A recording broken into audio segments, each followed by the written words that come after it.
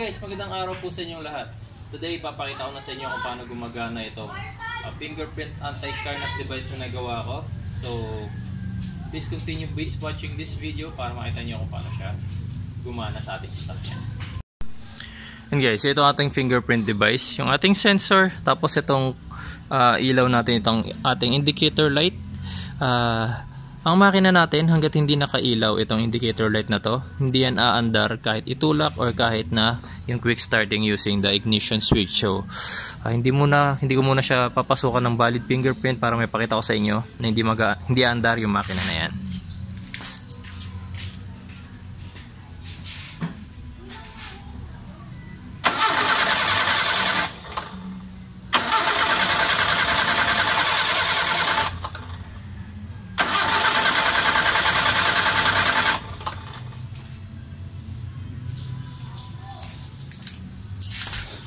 And guys, so in 3 tries ng pag-start natin guys, hindi umandar yung ating makina kasi nga naka-off pa yung ating indicator light.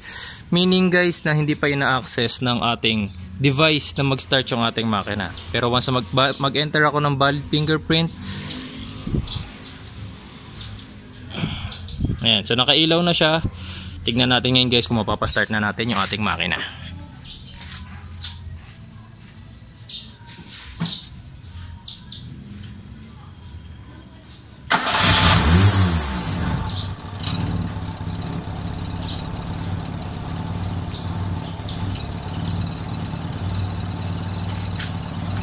And guys, so in 3 tries kanina, ayaw mag-start ng ating makina kasi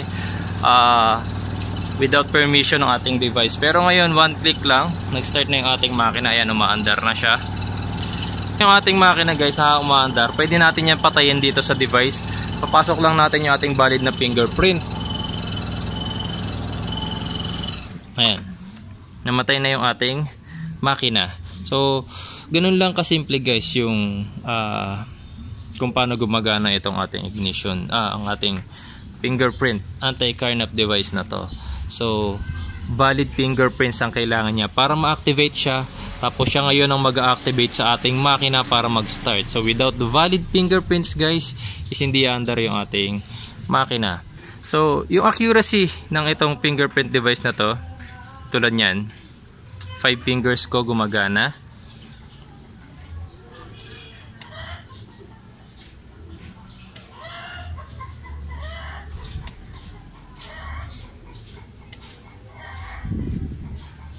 Ayan. Tapos yung left fingers ko hindi yan gumagana lahat guys.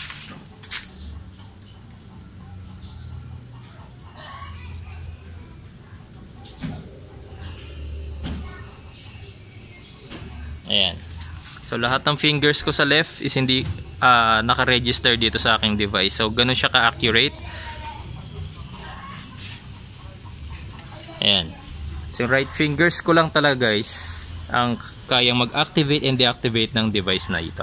So, tapos ang device natin na to guys is pwede natin kabitan ng alarm system. So kapag nagkaroon ng unauthorized tampering doon sa ating ignition switch. So syempre mga carnapper naman guys, para mapa-under yung sasakyan natin is magtatamper sa ating ignition switch, diba? So mangyayari pag tinamper nila yon, mag-a-alarm yung ating ignition switch. Kasi ito guys, itong ating device, kapag in-install yan sa ating mga sasakyan, pagpasok nyo sa kotse natin, ang unang-una natin gagawin is to enter a valid fingerprint para ipaalam dun sa device and dun sa kotse nang pumasok sa loob ng kotse nyo is yung rightful owner. Pero kapag hindi nila maipasok nga yung fingerprint nila, of course, syempre hindi ma-activate yung ating device. Ang mangyayari, mag-a-alarm yung ating kotse. So, hindi mo na magpapasok ng valid fingerprint guys, nakapatay pa yung ating indicator light. So kapag nagkaroon ng tampering do sa ignition switch, pansinin nyo, mag-alarm yung ating kotse.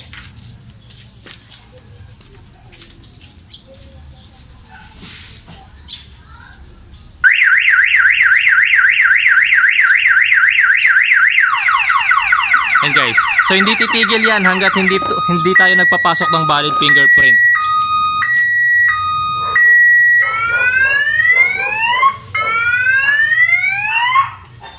Ayan.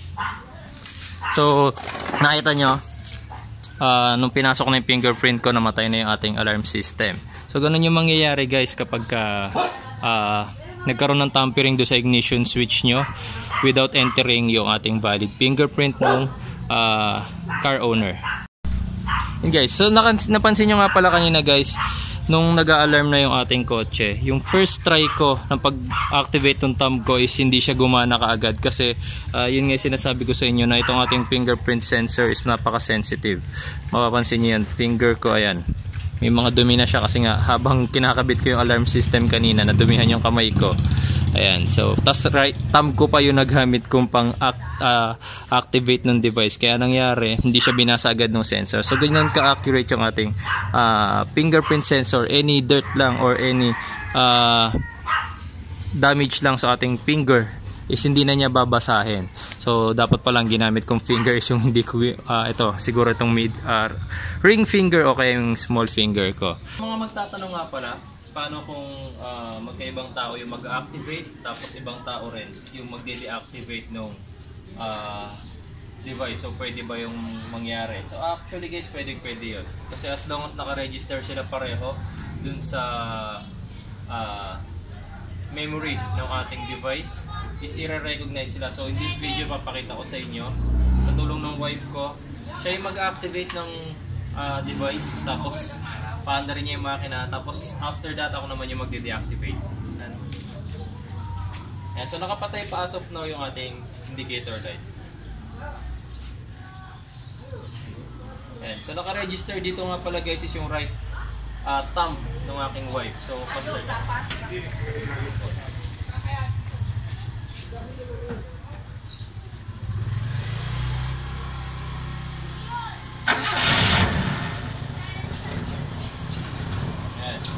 Commander na guys yung ating kotse. So tandaan niya guys, siya yung nag-activate ng ating device. So ako ngayon yung magde-deactivate. Okay. So walang problema guys kahit magkaibang tao yung mag-activate, mag-deactivate nitong device. As tulad na sabi ko kanina, as long as pareho silang naka-register doon sa memory ng ating device. Okay. So guys, paano naman kung gusto natin magtanggal lang isang tao na naka-register dito sa ating device? So very common yan. For example, sa magbo-boyfriend tapos may boyfriend na galante, binigyan niya ng access yung kanyang girlfriend dun sa kanyang kotse. So syempre yung fingerprint niya is nakasave doon sa device natin. Tapos dumating yung day or time na nag-break sila, syempre kailangan na niya tanggalin yung access ng girlfriend niya doon sa device. O kaya yung mga magulang naman na gustong tawag dito. For example, meron silang mga anak na medyo matitigas ang ulo, tapos gusto nilang tanggalan ng access sa kotse, pwede rito. So before ko gawin yun, papakita ko muna sa inyo. Saan kasi? Yan. So yung right thumb niya, yung naka-access dito ngayon sa ating device. So tatanggalan ko siya ng access sa device na to. Actually hindi kasi natin pwede siyang tanggalin. Right word dun is tatanggalin, i-override natin yung kanyang fingerprint. So yung guys, yung left thumb ko hindi yan naka-register dito sa device natin. So pinakita ko sa inyo na yung 5 fingers lang nung kanang kamay ko naka-register dito. So itong left, wala. So hindi na mamatay yung ating device. So papakita ko sa inyo in this video na i-override ko yung finger ng asawa ko. Papalitan ko yan para hindi na siya magkaroon ng access dito sa aking device sa kotse. So papalitan ko ng left thumb ko. So kailangan ko lang munang tanggalin ulit yung device dun sa aking installation sa kotse para may saksak siya dito sa aking laptop.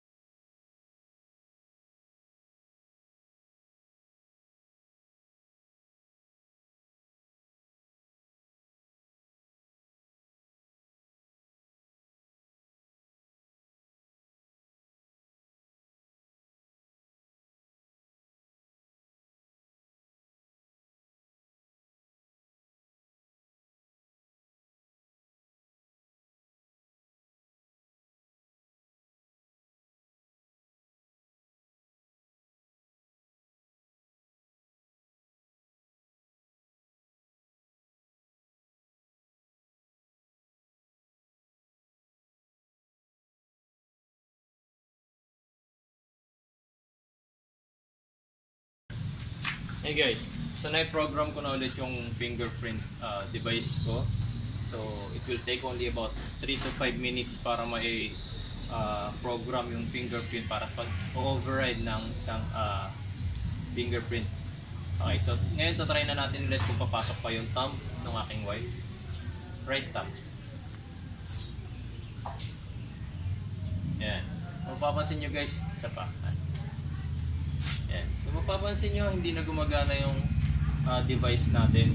Nung ipinapasok niya yung kanyang right thumb. So yung left thumb ko kanina guys, hindi siya gumagana. So ngayon subukan natin kung gagana na siya dito sa aking device.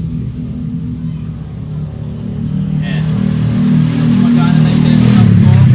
In-override ko yung right thumb finger ng wife ko using my left thumb. So kung gugustuhin nyo guys na magtanggal ng access ng isang tao dito sa device na to, pwede.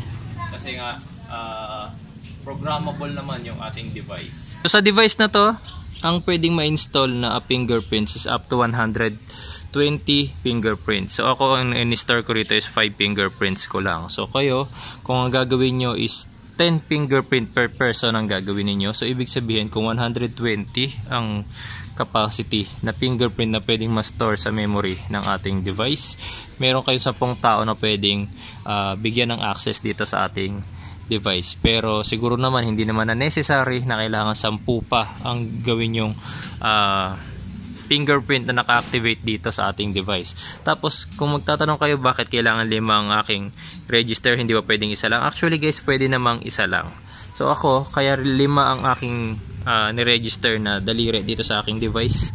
Kasi alam na lahat ng mga mekaniko to, kapag gumagawa kami, iba't ibang aming mga hinahawakan. Makina, tools, mga bakal, mga pyesa, tapos iba't ibang uri ng liquids, fuel, brake fluids, and etc. So yung daliri namin is may tendency na magkaroon ng damage yung aming fingerprint. So ang fingerprint sensor guys is napaka-sensitive pagdating sa any lines na makikita sa ating fingerprint. So any cuts dyan na mahiwa or dirt nga lang na mapunta sa ating kamay will cause na maging inaccurate na yung pagbasa ng fingerprint natin. So kaya ako na-register yung 5 para in case na hindi basahin yung ibang fingers ko.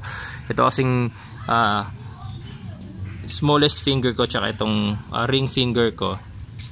Syempre hindi naman niya masyadong nadadamage kasi ang kadalasang pwersado is itong mga first 3 fingers namin. So itong 2 fingers na to may possibility na hindi yan ma-damage, kaya at least kahit hindi basahin yung iba, mababasa pa rin yung 2 kong fingers. So tulad niyan, 5 fingers ko ang naka-activate, ang naka-register dito sa aking fingerprint device. So pwede ba na kung ano ba yung fingerprint na pinang-activate ko, yun din ba yung kailangan kong pang-deactivate? So actually no guys. So kahit aling fingers dyan ang gamitin nyo, tulad nito, pang-activate ko is yung aking thumb. Ayan. Tapos, i-deactivate ko siya using my wag na yung middle. Ito na lang. Ito na ang aking smallest finger. Ayan.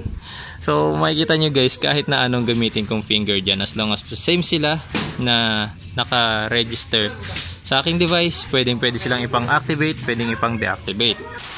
Ito nga palang device natin guys is hindi lang siya pang kotse, pwede rin siya sa motor. So panoorin nyo yung video na to guys, itong kasunod. Kinabit ko siya doon sa aking motorcycle. Pakita ko sa inyo kung paano siya gumagana sa motorcycle natin. Yan guys, so i-demonstrate ko na sa inyo ngayon kung paano gumana ang aking fingerprint anti-carnap device. So ayun ngayon yung aking remote control. So totally disabled dyan sa aking motorcycle para maging maayos yung demonstration natin. So turn on ko lang muna yung aking ignition switch. Ayan. So kahit naka-turn on na yung aking ignition switch, ayan, makikita nyo naka-on na rin yung aking mga accessories. So kahit napaanda rin natin yung motorcycle ko using quick start,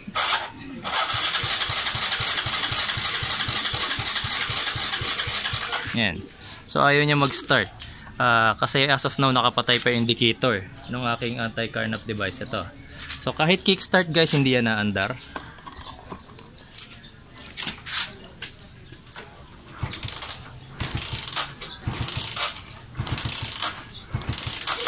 Ayan. Even quick start or kick start guys, ayaw umandar ng motorcycle ko kasi naka-disable pa yung anti-carnap device ko, yung fingerprint anti-carnap device. So once I entered yung aking fingerprint, iilaw yung indicator. Ayan. So nakailaw na siya. That is the time, subukan natin ngayon kung mag-quick start tayo ngayon. Ayan. So naririnig nyo, umaandar na yung aking motorcycle. Ayan.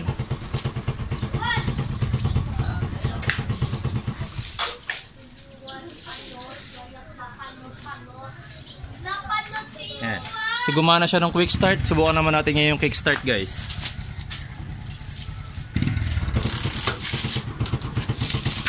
Ayan. So nakikita nyo, isang sipa ko lang umandar na agad yung aking motorcycle. Ganon din. Sa quick start hindi naman siya nahirapan. Ganon din. Quick starting din talaga siya. And then, itong aking fingerprint anti-carnap device guys is naka-bypass sa aking ignition switch. So kahit patayin ko yung ignition switch, yan, ang motorcycle ko umaandar pa rin. Ayan.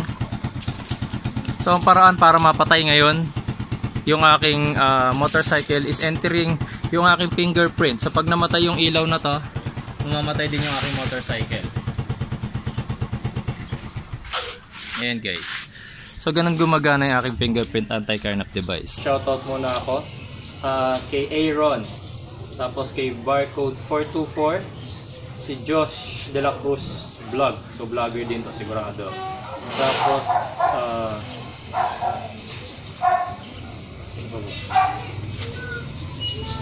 si Monch Cadorna. Tapos si Kenneth Soriano, Lee Chua, si Salty Potato, tapos kay Miguel Pasang, Sir Michael Mendoza. Okay, tapos si Rods Mendoza. Kano naman si Sir Michael Mendoza? David Tiongco ng Marilao, Bulacan. Si RMGR. Tapos si Andrew Vida from Obando, Bulacan. Leonil Fabroques. Tapos ito si Edward Warner, lagi nagme-message sa akin to si Sir Edward Warner. Okay, tapos si Coco Villa, Dadoy Matulak, Aljime Lakutab from Barangay Bagbag, Novaliches. Talagang binigay pa address niya. Dapat binigay mo yung cellphone number mo, sir. Okay. Tapos si Jerpils. Tapos si Ferdinand Nicolas, si Justin Clarito, si Oliver Guevara, si Lester Ronquillo, si Isaac Valle, Word na Etrazal, Ronil Centeno,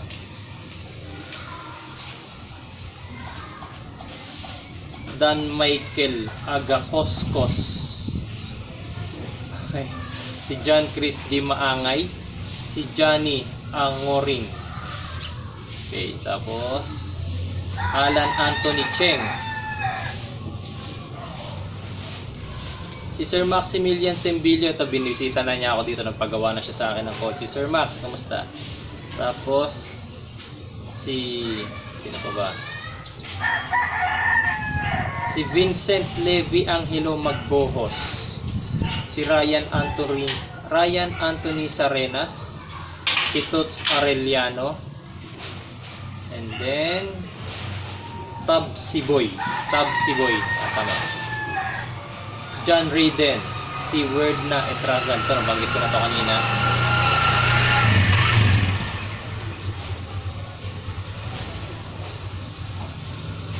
Si Leyor Espeleta, Just Lencel. Okay, sana nabanggit ko ng tama yung pangalan mo, Sir Just Lencel. Tapos ito si Chocolate. Uy, seryoso. Ibang chocolate to guys. Okay, so yun lang yung mga shoutout ko. Sa mga magpapa-shoutout guys, next video, comment lang kayo dito sa comment section. Okay. Yun guys, so I hope nagustuhan niyo yung pinresent ko sa inyo ngayon na bago kong innovation, yung fingerprint anti-carnap device. So sana itong device na ito makatulong sa ating mga car owners para mabawasan yung risk na manakaw yung ating mga sasakyan.